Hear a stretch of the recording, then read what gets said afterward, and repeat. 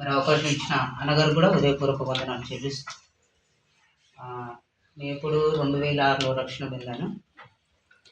2006లో రక్షణ పొందిన కాంచి మధ్యన ఎన్ని ఆపదలు వచ్చినా కానీ దేవుడే మీదనే మేము ఆనుకుని నడిచినప్పుడు దేవుడు అన్ని ఆపదల నుంచి దేవుడు తప్పించుకుంటూ వస్తున్నాడు. పోయిన సంవత్సరం నుంచి మరి ఈ సంవత్సరం ఈ పండగ వరకు, క్రిస్మస్ పండగ వరకు ఆయన కాపుదల, ఆయన సన్నిధి మాకు తోడుండి ఆయన అన్ని విధాలు నడిపిస్తున్న విధానం బట్టి దేవుని పొందనాన్ని తెలుస్తూ, ఎందుకంటే పోయిన సంవత్సరంలో కూడా దేవుడు ఎన్నో మేలులు మాకు చేశాడు.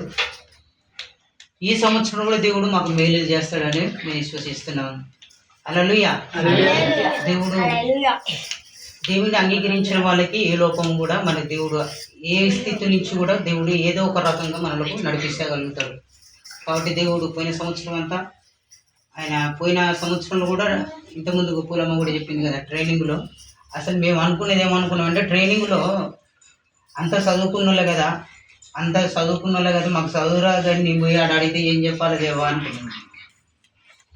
అంటే మ్యాక్సిమం అంతా నాతో పాటు ట్రైనింగ్ చేసిన వాళ్ళంతా యువనస్తులు పోరగలే, పెళ్లి కాని పోలే, ఏమైనా ఒక 2-3 ఉన్నాం మాతో పాటు.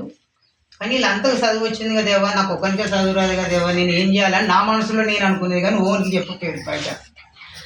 నా పక్క మడుగులు ఉండే అమృతాన్న కూర్చునేది, రాజేషన్న కూర్చునేది. మాకు నేర్పించినది సాయంత్రం పూట మాకు 1 గంట స్టడీ నేర్పించేది అన్నట్టు. అంటే ఏం నేర్చుకోరు, దానివల్ల ఏం వచ్చింది దాన్ని వివరాలు అడిగేది. అయితే ఒకరోజు రాజేష్ అడిగిండు, రాజేష్ అంటే బాబు నువ్వు బైబిల్ దన్నదాన చదువుతావా అన్నాడు. తగ్గ కిందికి వేసి అన్నమ్మకం చూసి నిన్నే బాబా అంటుండు. అన్న నాకు బైబిల్ దన్నదాన చదవరా, స్లో చదువుతావు కాబట్టి నాకు అంత దన్నదాన రాదన్న అని చెప్పిన. తర్వాత అక్కడి నుంచి కూడా కొంతమంది పిల్లలు నీకు స్లో వస్తుందని చెప్పేసి రాజేష్ అన్న పెన్సిల్ ఒక బుక్ ఇచ్చి దాని మీద మళ్ళీ రాసి ఇది రాసుకుంటూ నువ్వు చదవాలి బాబు అని చెప్పేసి అట్లా రాసుకోవడం కొంచెం నేర్చుకోవడం జరిగింది.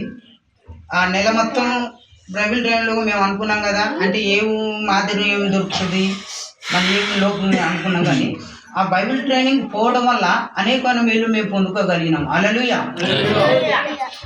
మేము ఆ నెలంతా చిట్టీలకు అన్ని విషయంలో ఇబ్బంది అవుతుందిగా దేవా, మేము ఎట్లా చేయాలి దేవా అనుకున్నప్పుడు చిట్టీకి కాక కూడా దేవుడు సమృద్ధిగా సమకూర్చుండు. ఆ నెలంతా కావాల్సిన ఇవి కూడా దేవుడు సమకూర్చుండు మాకు.